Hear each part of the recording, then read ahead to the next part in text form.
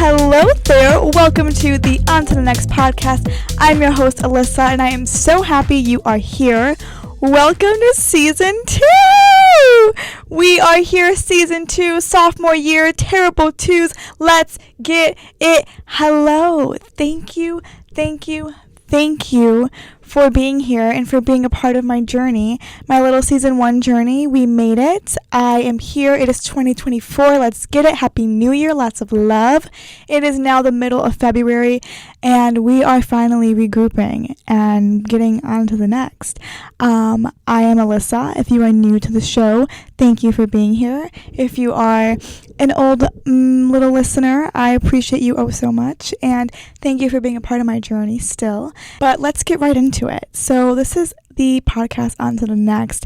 We talk about all things empowering, dating, relationships, girl power, and just everything we need to know to survive in a man's world. Okay. So I am definitely have been regrouping. I am turning 24 in less than a month, and I have really been, between the new year and my birthday, I always kind of regroup and try to center myself again.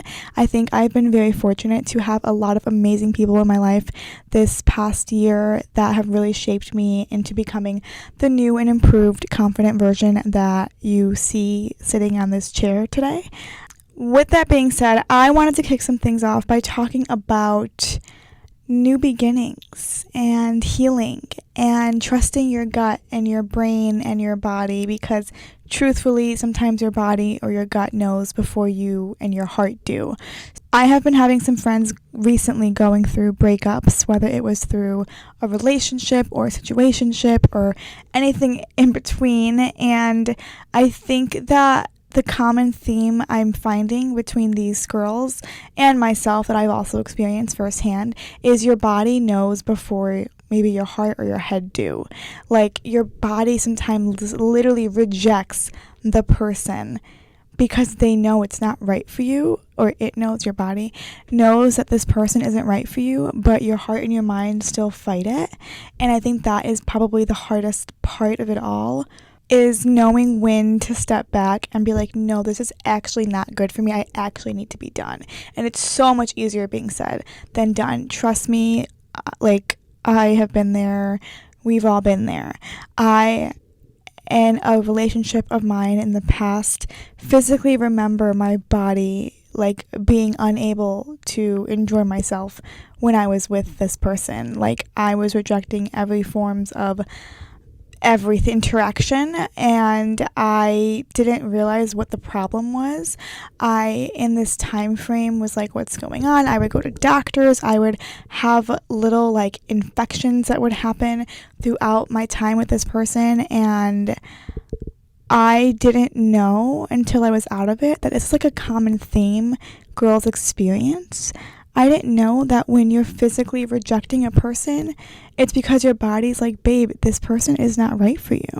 And it doesn't mean anything bad happened. It doesn't mean that they were abusive or that they were hurting me in any way. It just was you just didn't connect. You weren't on that wavelength. And that is really, really sad to think about.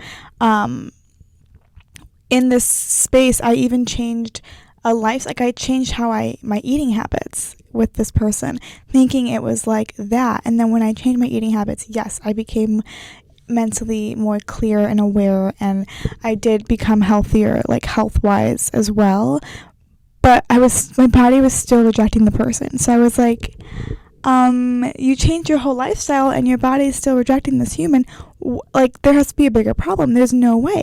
I am with this person. This person is someone who I love and adore. How am I rejecting this person in whatever way that was and what that looked like?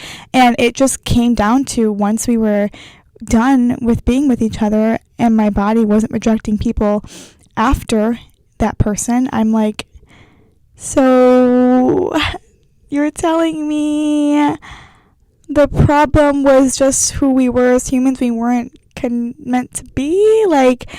That's really crazy to think about.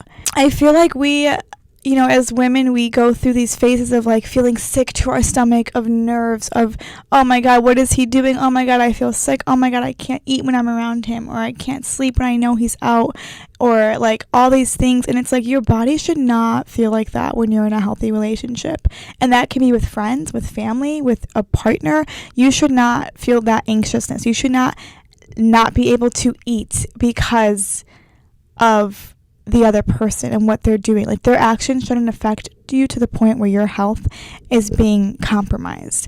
And that's something that I know we all say and we preach, like, take care of yourself, whatever, but like, it's a real thing that I think once we're able to acknowledge, like, no, I'm actually unwell when I'm with this human, whether it's physically with them or with them spiritually, emotionally, whatever it is like a game changer when you realize that and actually do the steps to make sure that you get out of that situation and you feel better, because it's just not worth being with people that are going to make you feel like that.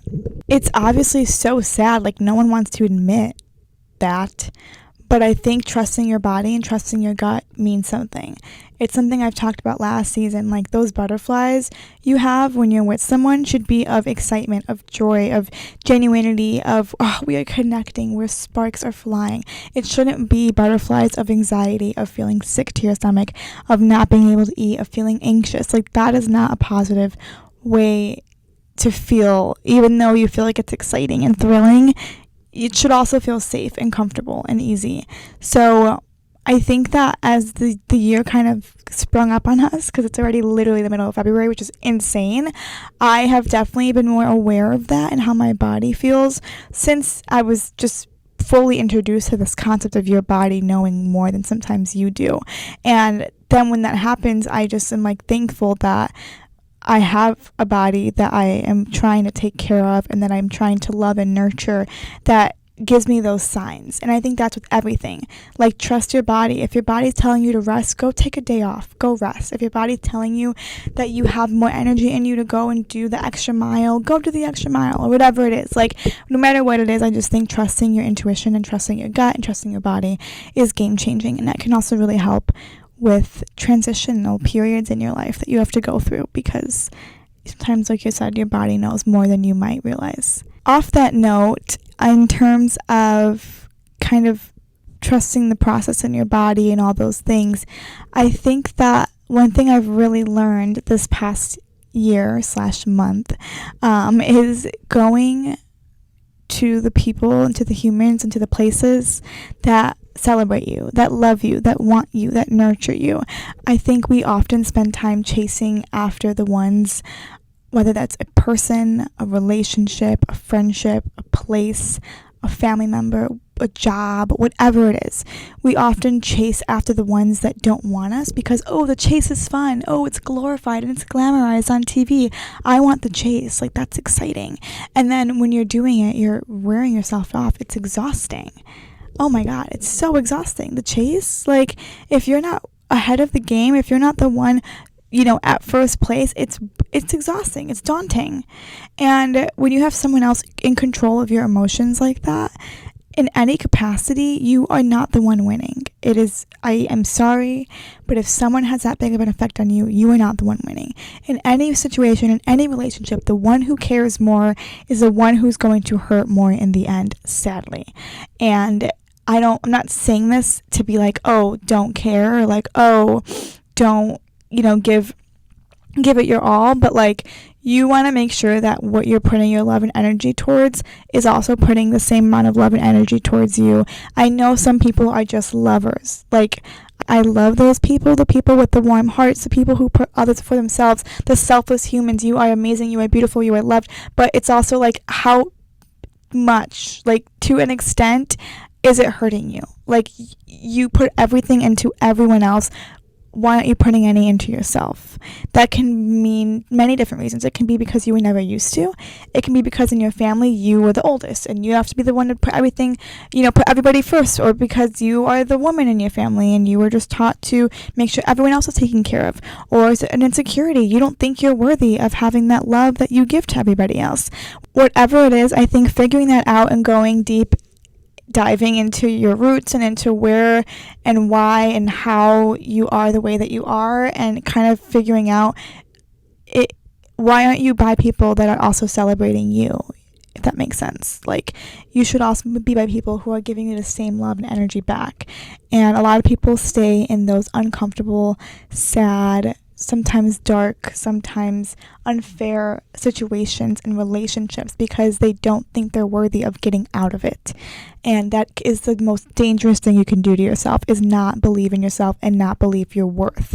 And that makes or breaks the rest of your life, how you live it, how you attract people to come in and out of it. And I think that going through those changes are sad. It's scary. It's scary having to let go of things and having to let go of people.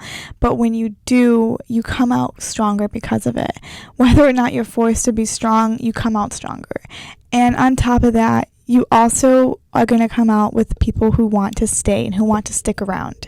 I remember growing up, I had a solid core friend group of people who I had in my life since I was like 5 years old. And they were my everything. If you were to have told 15-year-old Alyssa, like, you are not going to talk to these people in less than 10 years, I would have cried, I would have screamed, I would have yelled, I would not have believed you. These humans were my life. They were my lifeline. They were who I grew up with. They were my community. They were my family, my siblings, my lovers, whatever it is. They were those people for me, my besties. And I now probably talk to like 3 of them. And there were like 8, 9, 10, 11, 12 of us at one point. There was a big group of us. And the fact that throughout life I have lost all but 2 or 3 is heartbreaking. It's so sad when you think about it. But then when you get out of that sadness, you realize they didn't stay and I didn't stay. It's a mutual experience. We both aren't in each other's lives for whatever reason. But keyword, like, we didn't stay in each other's lives for a reason. And that reason is simply we just grew apart. It's the most common saying, you either grow together or you grow apart. And that is what makes or breaks the future relationships that you have. And I remember being in high school, maybe even like a freshman in college, and I was slowly kind of going through these friend breakups. And it was never dramatic. It was never traumatizing. It was never cruel or dirty or ugly. It was just a thing that slowly happened with time.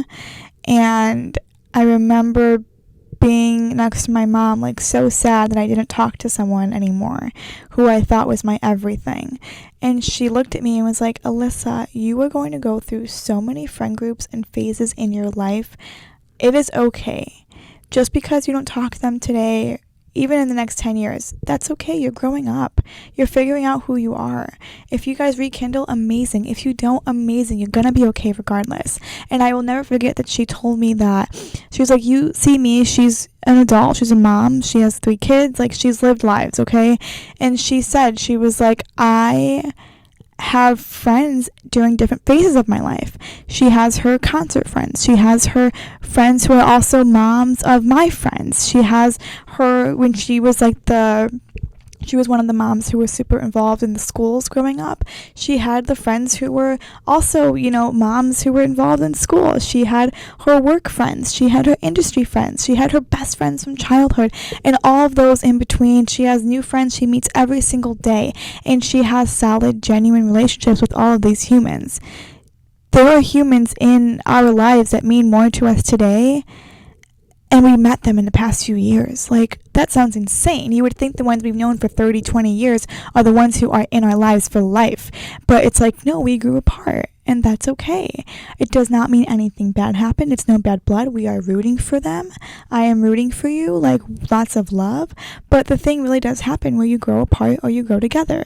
And I think seeing who stays after you grow up is a really crucial sign of a real friendship and real relationship and understanding of one another. I have so much sadness as a teenager, and even in my like very early 20s, where I was going through these heartbreaks of losing friends, and it's like no one talks about that. It's very sad, and it's very disheartening, and it's disappointing because you don't expect it from the ones who were that close and that intense to you. But on that same vein, I have reconnected with friends that I haven't spoke to in 10 years. And in this past year, we have become best friends again. And it is kind of cool because while we knew each other growing up since 5, We lost touch. Nothing bad happened. We just lost touch. 5, 10 years later, we reconnect. And now we meet ourselves as adults, as humans who are more fully grown, fully developed. And so to have an understanding of a person as a child, a fifth grader, like a third grader, a 5-year-old, whatever it is, to spend time apart and to find yourselves back in each other's lives so deeply and as invested as you once were before is such a beautiful, beautiful thing. I'm always someone who's open to rekindling. I'm open to, rehatching those things, but also it's like we both grew and we grew up and we found our ways back into each other's lives. That's a beautiful thing. That was not intentional. I didn't try to do better to get this person back in my life. It just happened organically. And that is a true testament of the type of person that you are and that your friend is and that who you are letting into your life again. Now these people who are coming back in my lives are meeting me as 22 or 23-year-old Alyssa, and they are loving her, they're celebrating her, they're acknowledging her, they're applauding her, they're encouraging her, and they're supporting her. That is amazing. They don't owe me anything. We haven't talked in 10 years. Yet they're my biggest fans. They're my best friends now. And it just shows like we grew apart and we grew back together, and that's okay. And now they know me as Alyssa I am today. They don't know me as 18-year-old Alyssa. They don't hold it over to me like, oh, you changed. No, I just grew up. Or, oh, you changed. Yeah, we're supposed to. That's the point. And I think that accepting that, acknowledging that, loving people for who they are is key.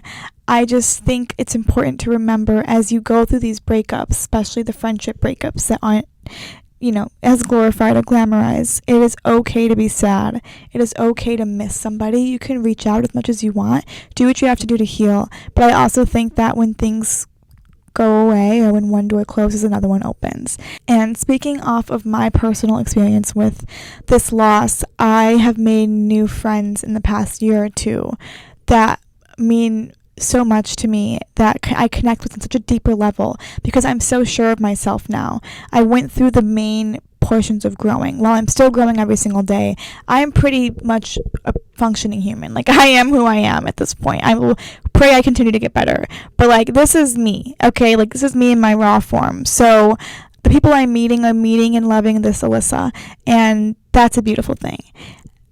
That is something that we strive for. And the same thing goes to relationships. You can be with your high school sweetheart, but are you going to grow up together or are you going to grow apart? Are you going to be allowing yourself the space and the growth and the love and the room to be able to grow?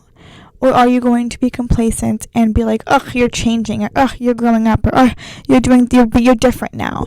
It's like, yeah, we're all humans. We go through different things. We can be different. We can go through phases, and just having people around us who support that is crucial to not only our well-being, but also to the relationships and the foundations that we build those upon. Another thing I have really been processing is the concept of / the joke of like being high maintenance. So as we know, I like to own that I am hyper aware, I am high maintenance in many ways. More so meaning I have standards and I have qualifications for a person, especially a boy, to be fully in my life. And I realized the reason why I have such high expectations is because I have been blessed enough to have such amazing friends and family in my life who really just hype me up to my fullest potential. And I think that has been game changing because now I know my worth. Like, I am aware of my worth. I've done the work. I'm still working on it, but I am aware of what I deserve. Then to have humans in my life who validate that, who are on my same team, who agree like I should be treated like a princess, okay? Like, having that validation and that reminder from the day to day is so key to have healthy relationships in the men that you bring into your life, or the man, whatever you're into, okay? No, I think that when I'm sitting in a room full of a bunch of girls who are my besties, and we're like hyping each other up, we're complimenting each other, we're like, girl, go get it, we're like, oh my god, you look so hot. I'm like, this is why I have high expectations, because all my girlfriends literally love me and I love them. And to have those healthy relationships, it bleeds into every part of your life, the same way having a bad relationship will bleed into every part of your life. It will make or break everything. And I know I preach this like every weekend, honestly, or every week I'm on podcast in some way, shape, or form, but it's just because it's so important. I think especially for my listeners who are younger, while we're growing, being conscious and being picky about who you have in your life can make or break the quality of your life. And that is key. If you have quality people in your life, you will live a quality life. It is that simple, but it's also that difficult because having to weed out the bad ones is hard and it can be sad and disappointing, but it has to be done if you want to have a happy, healthy life. Now, it's time for the time that we all love oh so much, but also love to hate. It's time to talk about boys. Nothing too crazy today. I won't attack you guys. It's the first episode. Like, I'll come in soft, okay? Come in calm. I'm still trying to be in my soft girl era, so I will definitely have been trying to channel that side of myself, even on challenging days. But I do want to acknowledge a little love for the girlies who are going through a hard time and who are dealing with losers, okay? Okay. I mean this with love, and this is not something that's targeted towards every man, but if the shoe fits, if you're offended, you know what to do from there. Wear it and regroup, okay? I think the best thing to do to get over a boy is to acknowledge them as a loser, okay? This is kind of rude, but I think if you have to get over a boy, I mean, this is probably a healthier way than, like, going and, like, being reckless, okay? I don't know. You let me know your thoughts on this. But I'm like, oh, he doesn't want to be with me? What a loser.